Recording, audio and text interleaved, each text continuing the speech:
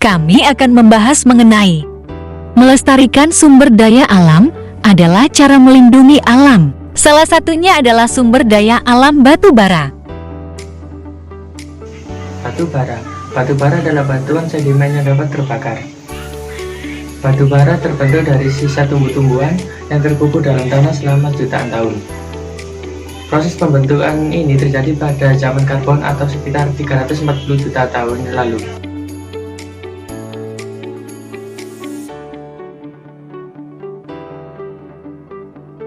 Batu bara adalah sumber bahan bakar listrik. Listrik yang kita gunakan sehari-hari berasal dari pembakaran batu bara di PLTU atau kepanjangan dari pembangkit listrik tenaga uap. PLTU menghasilkan listrik yang kemudian dialihkan melalui jaringan transmisi ke rumah-rumah kamu, sehingga kamu bisa menonton TV, ngecas gadget, dan ngademin kamar sambil nyalain AC.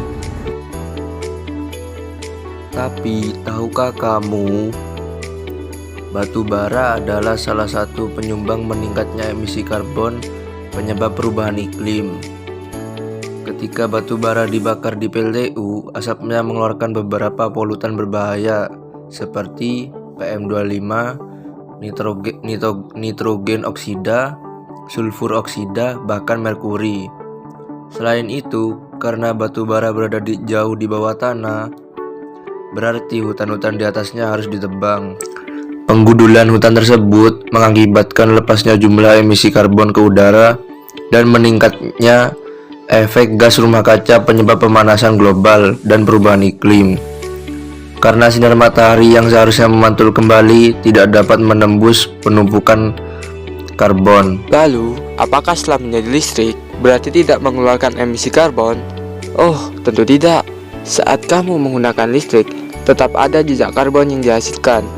Jadi, emisi karbon yang dilepaskan ke udara tadi menumpuk di lapisan atmosfer bumi. Akibatnya, temperatur di bumi menjadi semakin panas. Suhu bumi yang meningkat ini mengubah siklus udara, meningkatnya air laut, berpengaruh pada stabilitas iklim, dan lainnya. Makanya, sekarang kita sulit untuk memprediksi cuaca dengan akurat.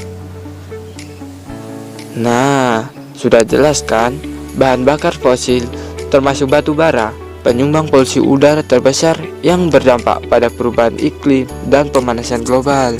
Penambangan berdampak buruk bagi masyarakat selain menyerap air dalam jumlah besar dan juga polusi. Lahan yang dibutuhkan sebuah tambang batu bara sangat luas. Sementara pemerintah memberi izin penggunaan lahan bagi perusahaan pertambangan, dan kadang tanah milik Anda meski tanpa izin Anda. Akibatnya Anda akan kehilangan rumah, lahan pertanian, atau bahkan tempat suci. Membangun tambang lebih banyak merugikan petani selain menggusur mereka dari tanah pertanian, juga masyarakat di sekitar. Konflik kekerasan banyak disebabkan kehadiran penambangan, dikarenakan perubahan ekonomi, sosial, dan politik sehingga masyarakat terbelah. Penambangan batu bara berbahaya bagi masyarakat dan lingkungan. Ada pilihan bagi masyarakat menghindari, meminimalisir resiko, atau menolak tambang. Pemerintah wajib menegakkan hukum untuk melindungi hak-hak masyarakat.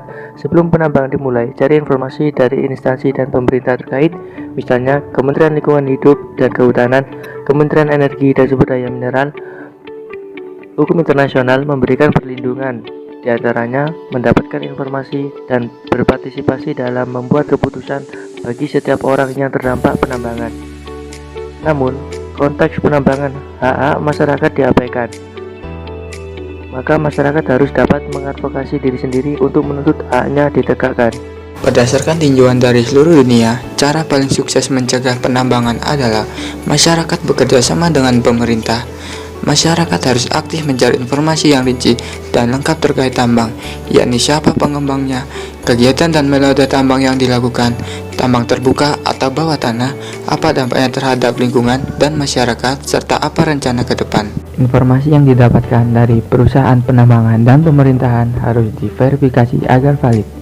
khususnya terkait potensi manfaat dan dampaknya. Koordinasikan dengan komunitas di sekitar penambangan untuk mempelajari apa saja yang akan dihadapi dan apa yang harus dihindari. Masyarakat yang memiliki informasi dasar mempunyai posisi tawar yang lebih baik dalam bernegosiasi atau berkomunikasi dengan perusahaan dan pemerintah.